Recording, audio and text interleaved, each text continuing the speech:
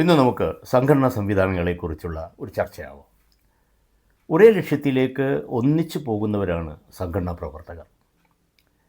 അവരുടെ ലക്ഷ്യപ്രാപ്തിക്ക് വേണ്ടി അവർ പരസ്പരം സഹകരിക്കുകയും ആ ലക്ഷ്യത്തിനു വേണ്ടി പോരാടുകയും ചെയ്യും. അത്തരം പോരാട്ടത്തിന് ഉപയുക്തമാകുന്ന രീതിയിലാണ് സംഘടനാ സംവിധാനങ്ങൾ ഉണ്ടാവുക.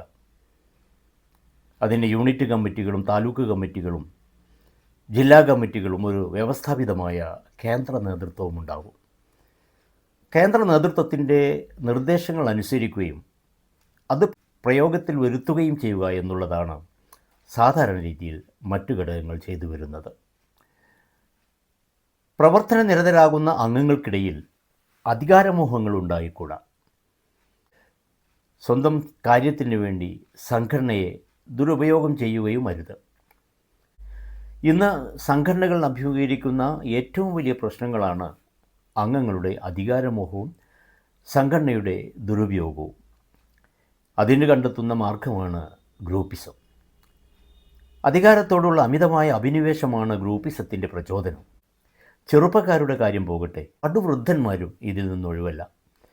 വർഷങ്ങളോളം സംഘടനയുടെ തലപ്പത്തിരുന്ന് പദവിയും സാമ്പത്തിക ലാഭവും ഉണ്ടാക്കിയവർ പുതിയ തലമുറക്ക് വഴിമാറിക്കൊടുക്കുകയില്ല. അഥവാ അവരെ മാറ്റിയാൽ അവർ സംഘടനയ്ക്കെതിരായി തിരിയും, സംഘടനയെ നശിപ്പിക്കാൻ വേണ്ടി പരോക്ഷമായി ശ്രമിച്ചുകൊണ്ടേയിരിക്കും. മറ്റൊരു വിഭാഗം സംഘടന കൊണ്ട് ഉപജീവനം കഴിക്കുന്നവരാണ്.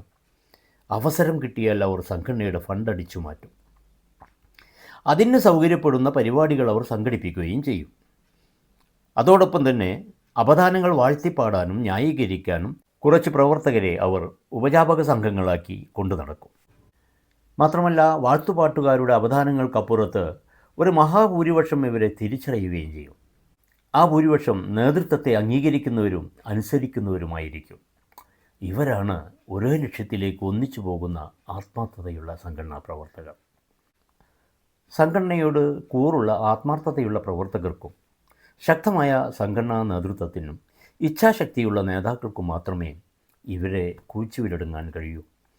അത്തരമൊരു നേതൃത്വത്തിന് മുന്നിൽ അണിനിരക്കുമ്പോൾ ഏത് ലക്ഷ്യത്തിലേക്കുമെത്താൻ സംഘടനയ്ക്ക് കഴിയും. അത്തരമൊരു ലക്ഷ്യപ്രാപ്തിക്ക് വേണ്ടി പ്രവർത്തിക്കുക. വിജയം സുനിശ്ചിതമായിരിക്കും.